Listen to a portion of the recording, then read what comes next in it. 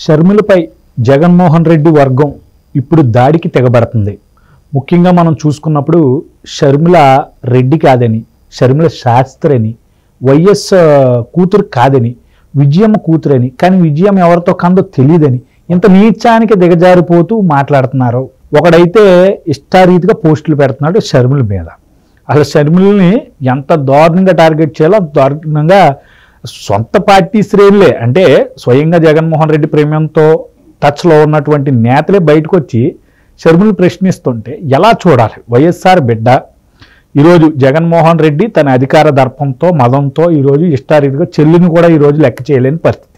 మీ అభిప్రాయం ఏంటి? ఇప్పుడు షర్మిల పట్ల జరుగుతున్న దాన్ని ఏ కోణంలో చూడాలి? షర్మిల శాస్త్రి అంటూ కావాలని సంబోధిస్తూ ఆమెని క్రిటిసైజ్ చేస్తున్నారు, మీరేమంటారు? మరి ఇప్పుడు వాళ్ళు మొత్తం మద్యం అని వదిలేశారండి. అంటే షర్మిల గారినే కాదు, ఎవరిని కూడా అలాగా కించపరచకూడదు, అందులో మహిళల్ని. వాళ్ళకి అది అలవాటు అయిపోయింది. అసలు ఆ తల్లి పిల్ల లేదు వాళ్ళకి. అంటే అంటే మరీ అంత విగుప్సాకరంగా మన అర్థం వచ్చేస్తుంది వాళ్ళు మాట్లాడే మాటల్లో. షర్మిల అసలు రాజశేఖర బిడ్డ కాదండి, ఆ మాట మరి ఎలాగన్నాడో మరి చూసుకుని అనాలి. అలాంటి మాటలు అంటే ఆ లక్షణాలు లేవు, ఆ పౌరుషం లేదు అన్నట్టుగా ఉద్దేశంతో అని ఉంటారు వాళ్ళు. కానీ వేరే రకంగా అర్థం వస్తుంది, కానీ తప్పది. ఆ విషయంలో అలాగా అవమానించకూడదు. ఆ అమ్మాయి కూడా చాలా సహనంగా భరిస్తుంది. ఒక రకంగా చెప్పాలంటే చాలా లైన్ హార్టెడే. అయితే ఆ విషయంలో జగన్మోహన్ రెడ్డి ఎందుకు పెంచాడు అమ్మాయి ముందు? ఎందుకంటే ఎలాంటి ట్రోలింగ్ వచ్చినా తట్టుకుంది. మొదట్లో అంటే ఫస్ట్లో అమ్మాయి గొంతుకుని అందరూ కూడా బొమ్మని చెవులు మూసేసుకునేవారు, నిజం అది. మెల్లమెల్లగా అంటే సాధనలోను సమకూరు ధరలోను అన్నట్టుగా సాధన చేయమురా సాధ్యము కానిది ఏది లేదురా అని ఒక పాట కూడా ఉంటుంది. అలాగా ఆ గొంతుకుని మెల్లమెల్లగా బాగానే ఉంది. ఇప్పుడు అలవాటు అయిపోయిందో లేటో కానీ తెలియదు కానీ మనకి, లేకపోతే ఆ స్వరం కూడా కొంచెం మార్పు చెందిందేమో. ఇప్పుడు పెద్ద ఇబ్బంది అనిపించట్లేదు ఎవరికైనా. మొదట్లో మాత్రం చాలా ఇబ్బంది అనిపించేసింది. అది కాకుండా తెలంగాణకు వచ్చినప్పుడు వాళ్ళన్న జైల్లోకి వెళ్ళిపోయాడు. ఫస్ట్ ఆవిడ పాదయాత్ర ఇది చేసిందని వాళ్ళని జైల్లోకి వెళ్ళిన పాదయాత్ర చేసి పార్టీ నిలబెట్టిన, పార్టీ గెలవలేనప్పుడు కొంత ఆశాభంగం కలుగుద్ది. తర్వాత 2019 ముందు ఎలక్షన్ల ముందు చాలా ప్రచారం చేసింది. అమరావతి గురించి మాట్లాడి, బాబు గారి గురించి, అందరి గురించి మాట్లాడింది. ఆఖరికి బాబు అని చెప్పింది, అన్నీ చెప్పింది. అప్పుడు కష్టమే. అప్పుడు ఏకంగా నన్ను టీడీపీ వాళ్ళు ఇలాగ ట్రోలింగ్ చేస్తున్నారు, నాకు అక్రమ సంబంధం అంటకట్టారు ప్రభాస్తో గట్ట అని చెప్పేసి డైరెక్ట్ పోలీస్ కేసు పెట్టింది. ఇవన్నీ చూసిన తర్వాత ఇదేంట్రా బాబు, ఒక ఆడబిడ్డని ఎలా పంపించారు బయట కంప్లైంట్ ఇవ్వడానికి? అది కూడా కంప్లైంట్ ఇచ్చి రావచ్చు, కానీ పబ్లిక్లో చెప్పాలా? ఇవన్నీ చేశారు కావాలని ప్రతి దాన్ని ఎన్నికలకు వాడుకోవటం. జగన్మోహన్ రెడ్డి గారికి ఇది అలవాటు అయిపోయింది అనుకో, అభ్యాసం అయిపోయింది ఆయనకి. ఈసారి అది ఇంకా వాళ్ళ సొంత వాళ్ళ మీద ప్రయోగించాడు. ఇప్పుడు ఆవిడ ఎదురు తిరిగింది, వాళ్ళ విభేదాలు వచ్చినాయి. ఇప్పుడు ఆవిడ తెలంగాణకు వచ్చి చేసినప్పుడు పెద్ద సైలెంట్గా ఉన్నారు, మాట్లాడలేదు. అప్పుడు లైట్గా ఒకళ్ళిద్దరు మాట్లాడినా వాళ్ళ జోలికి రాలేదు కాబట్టి, వాళ్ళ గురించి ఈవిడ మాట్లాడలేదు కాబట్టి వాళ్ళు ఏమనలేదు. అప్పుడు కూడా కష్టపడి పాదయాత్ర చేసింది కదా ఇక్కడ కూడా తెలంగాణలో. పాదయాత్ర చేసింది, కేసీఆర్ గారు వాళ్ళని ఇష్టం మాట్లాడింది. మిగతా ప్రతిపక్షాలు ఎవరు అన్న మాటలు అనేసింది. కేసీఆర్ గారిని కూడా బయట బోన్తో ట్రోల్ అయింది. పోలీసు వాళ్ళని తోసేసుకుని వెళ్ళిపోవటం, వాళ్ళని కారు గుద్దిచ్చి ఇలా రకరకాలుగా సీన్ క్రియేట్ అయిపోయింది. కానీ వాళ్ళు కూడా ఏం చేయాలి, ముందు నేత లోపల వేస్తారో వీళ్ళని ఏమనలేదు. అదంతా మ్యాచ్ ఫిక్సింగ్ లా కనిపించింది. వాళ్ళ చేష్టలు అలాగే ఉంటాయి కొన్ని. ఇప్పుడు విజయమ్మ గారు కూడా పోలీసులు ఇలా కొట్టేస్తుంటే మామూలుగా మనం చేయొస్తావు, నువ్వు ఎస్సీ ఎస్టీ అట్రాసిటీ కేసు పెడతావు, నువ్వు గవర్నమెంట్ సర్వెంట్ని విధులను అడ్డుకున్నావు అని చెప్పేసి ఎంత మెసలు తిప్పేస్తారు ఒకడు ఉన్నాయి. ఇద్దుల్లో ఉన్నారు, ఏమీ మాట్లాడలేదు వాళ్ళు. ఇలాంటివన్నీ చూసిన తర్వాత వీళ్ళకైనా సెపరేట్ రాజ్యాంగం ఉందా, వీళ్ళు ఎక్కడి నుంచి దిగారు చంద్రమండలం నుంచి అనిపించింది. ఇవాళ ఆడే బాధితులు అయ్యారు విచిత్రంగా. ఎవరి వల్ల? వాళ్ళ అన్నగారు, స్వయంగా వాళ్ళ అన్నగారు, వాళ్ళ బృందం, వాళ్ళ బానిసలో ఇష్టం మాట్లాడుతున్నారు. ఆవిడ పుట్టుక గురించి, ఆవిడ క్యారెక్టర్ అసోసియేషన్, ఆవిడ శాస్త్రి అంటాం. ఇప్పుడు నిజంగానే అనిల్ శాస్త్రి ఆవిడ తప్పే ఉంది, అది తప్పు కాదు. మరి ఇన్నాళ్ళు ఏమైంది? మీ ఓట్ల కోసం వైఎస్ షర్మిల రెడ్డి అనుకుంటాము, ఓట్ల కోసం చేస్తారు. ఇప్పుడు ఈయనంతా బోటకు ఎలా ఉంటుంది అంటే కుల రాజకీయం. అవసరం ఉన్నప్పుడు తోక ఉంటుంది. ఇప్పుడు ఎవరైనా పచ్చిమిత్రులు తాగిన మర్డర్ చేసి మానభంగం చేసేసాడు అనుకో, ఆ పేరు రెడ్డి ఉందని కనుక అది తీసేసేస్తారు. సపోజ్ నీ పేరు నాగా అనుకో, నువ్వు ఏదైనా దొరికేమనుకో నాగా చౌదరినా. ఇది అలవాటైపోయింది ఈ మధ్యన బాగానే. అవును, సాక్షిలో ముఖ్యంగా వాళ్ళు మరీ నీకు కొల్లం మీద విషం చెమ్మటానికి కొంతమంది బ్యాచ్ పని కట్టుకుని రెడీగా ఉంటారు. నేను టీడీపీ వాళ్ళకి అప్లై చేస్తాను రేపు పొద్దున్న గవర్నమెంట్ మారిన తర్వాత. పలానా వాళ్ళు నాకు గుర్తున్నారు, వాళ్ళందరినీ చూపిస్తాను.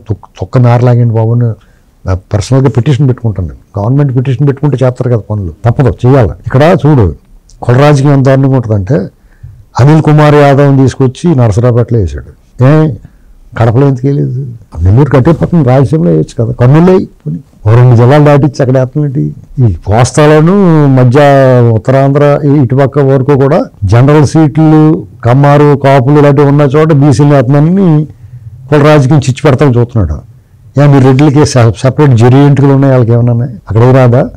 బుగ్గన రాజేంద్ర రెడ్డి ఉన్న ప్లేస్లో అతను సీటు మానేసి ఒక బీసీకి అవి మాత్రమే ఎవరు ఈ సిగ్గులేని వాళ్ళు అవి మాట్లాడేవాడు ఉన్నాయి. ఇప్పుడు ఆ జిల్లాలాగా మాట్లాడుతున్నాం. ఇప్పుడు శాస్త్రి గారు, అనిల్ గారు కొత్తగా శాస్త్రి కనిపిస్తున్నాడు. ఎన్నాళ్ళు హిమాలయం కలుస్తున్న అందరినీ పోగొట్టిని ఏపుకి తోచినప్పుడు ఇదేం అప్పుడు శాస్త్రి గారు కదా ఆయన అగ్రహారం బ్రాహ్మణులు కూడా దీని మీద స్పందించారు. అదే ఏ తెలుగుదేశం కూడా అన్నారు ఇంకో ఖమ్మన్లోంచి నీళ్లు తీసి జల్లేస్తారు బయటకు వచ్చేసి. చూడు అజుర్ సినిమాలను బ్రహ్మానందంగా వెనకాల వస్తారు కదా అందరూ, అలా వచ్చేసి మీద జల్లేస్తారు నీళ్లు. మీరు మాత్రం మాట్లాడరు. ఇక్కడ తేడా అవుతుంది అందరికీ. మీరు ఆగ్రహం, ధర్మాగ్రహం ఎవరి మీద ఒకలాగా ఉండాలి. ఒకడు అన్నప్పుడు నోరు మూసుకుని ఒకడు అన్నప్పుడు బాధపడుతుంటే అప్పుడు ఏం చేస్తారంటే ఇద్దరు కలిపి అంటారు ఏ రోజుని. అదే జరిగింది ఇప్పుడు షర్మిల గారికి కూడా. ఆవిడ అన్నదే అందరినీ అందావిడి, ఇవాళ ఆవిడే బాధితురాలైంది. ఏం ఆశించకుండా వచ్చావా అంటూ చాలా మంది ప్రశ్నించడంతో నిన్న కూడా దాన్ని బదిలిచ్చింది. నా బెడ్ మీద ఒట్టేసి చెప్తున్నా, ఏం ఆశించకుండానే జగన్ కోసం పనిచేశాను, సంజయ్ ఇచ్చుకోవాల్సిన పరిస్థితి వచ్చింది ఈ రోజు. అవును, ఏంటి ఇప్పుడు ఆ విషయంలో అమ్మాయికి సింపతి వస్తుందయ్యా. జగన్మోహన్ రెడ్డి గారి మీద కోపం వీడి మీద సింపతిగా మారుతూ ఉంటుంది ఆ కుటుంబం వరకుని. అంటే రాష్ట్ర ప్రజలందరూ 2 బాబు మీరు మళ్ళీ రాజ్యం ఇచ్చేమని అంటారు. ఎందుకంటే ఒకసారి రాజ్యం చూశారు కదా మీ దండరావు బాబు. ఈ ఫ్యామిలీ మొత్తం ఓవరాల్ గా ఫ్యామిలీ అంటే కొంచెం దూరంగా ఉంటారు. నిత్యంగా ఫ్యామిలీలో ఆవిడ మీద అభిమానం ఉంటుంది. అలాగంటే మనం కూడా అమ్మాయి పాపం అంటున్నాం. ఇతను బారిన పడిందిరా బాబు, దొబ్బేసిన డబ్బులు ఇప్పుడు దొంగతనం చేశారు అనుకో, ఆ తోడు దొంగలకు సమానంగా పంచాలి, లేదా వాళ్ళ రేషియో వాళ్ళ స్థాయిని బట్టి పంచుకోవాలి. సరిగ్గా పంచుకోకపోతే దొరికేస్తారు, ఎవడొకటి చెప్పేస్తాడు వెళ్ళి. ఆ వాటాల దగ్గర గొడవల్లోనే బయటపడతారు దొంగలు. ఆ పని చేయలేదు అతను. అలాగే అధికారం వచ్చింది, అందరు కలిపి ఆడిన అబద్ధాల వల్ల ఇప్పుడు వాళ్ళ అమ్మగారు అబద్ధపడింది. మా సన్నీ బాబు ఎంతో మంచోడని చెప్పింది ఆవిడ. ఈవిడ కూడా ఆ జగన్ అన్న వదిలిన బాణాలని చెప్పింది. అలా ఆవిడ కూడా వచ్చేసింది. భారతిరెడ్డి గారు కూడా వచ్చేసి ఒక పిల్లలు ఉంటే 15,000, ఇద్దరుంటే 30,000 ఇలా చెప్పుకుంటూ వచ్చేసింది. పురాణ కాలక్షేపం చేసింది అని నిజం అనుకుంటారు కదా జనం. ఇప్పుడు ఆ సైలెంట్ అయిపోయింది. వీళ్ళిద్దరూ విజయాలు వచ్చేసినాయి. తల్లిగారేమో ఇటు చెప్పాలో తెలియని పరిస్థితులు అయోమయంలో ఉంది. ఈ బాణం ఏమో వెనక్కి తిరిగి గుచ్చేసుకుంటుంది అతనికి. ఈవిడ గిల్లిడికి అతను బుర్రపడైపోతుంది. పక్కన బళ్ళలో తయారైంది. వీళ్ళందరూ చేసింది ఒక ఎత్తు, ఈవిడ చేసి పెంట ఒక ఎత్తు. ఇప్పుడు కడుపు ఈపి కింద ఉంటుంది. ఆ కార్యకర్తలు కూడా మనస్ఫూర్తిగా తిట్టలేరు. జగన్మోహన్ రెడ్డి అంతా ఈవిడ అంతే కదా, జగన్మోహన్ రెడ్డి ఈవిడే బెటర్ కదా. అవును, అతను ఇంకా నంగినంగా మాట్లాడుతుంది. బీజేపీని గట్టిగా మాట్లాడలేకపోతుంది, వీడు మాట్లాడేస్తుంది కదా. కాబట్టి జగన్మోహన్ రెడ్డి గారు ఇంటికి వెళ్ళిపోయే పరిస్థితి వచ్చినప్పుడు, ఆయన పరిస్థితి చాలా దారుణంగా ఉన్నప్పుడు ఇలాంటి కష్టాలన్నీ ఒకసారి వస్తాయి. మన సాగినంతకాలం మనకి నేలను పట్టిందల్లా బంగారం అవుద్ది. కర్మ గుడిసేది ఏందనుకో, కర్ర పామి ఖర్చు అంటారు దీన్నే. కాబట్టి ఆయన టైం బాగోలేదు ఇప్పుడు. పైగా అదంతా స్వయంకృతం. అన్ని రకాలుగాను గడ్డి పరకు కూడా ఊరుతాడైపోయి తగిలేసుకుంటుంది మీదకి. కర్ర పాము కరిచేస్తుంది. ఈ పరిస్థితిలో ఉన్నాడు ఆయన. అందుకనే ఈ చేతులు ఎత్తేసి నా పని అయిపోయిందిరా బాబు అని చెప్తున్నాడు. ఎన్నాళ్ళో మనం చెప్పి కూడా అతని పని అయిపోయిందని. ఈ వాళ్ళకి మీరు చెప్పింది కరెక్టేనండి, నా పని అయిపోయిందని చెప్పాడు.